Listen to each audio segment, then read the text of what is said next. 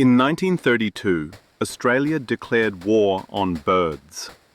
Not just any birds, giant flightless emus. Thousands were destroying wheat farms.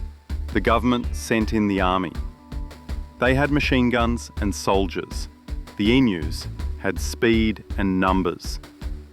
The first battle was a disaster. The birds scattered into small groups.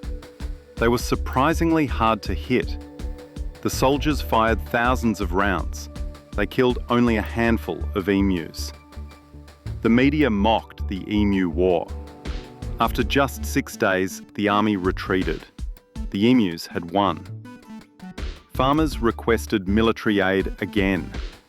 But the emus remained victorious. Remember this odd war? Share below.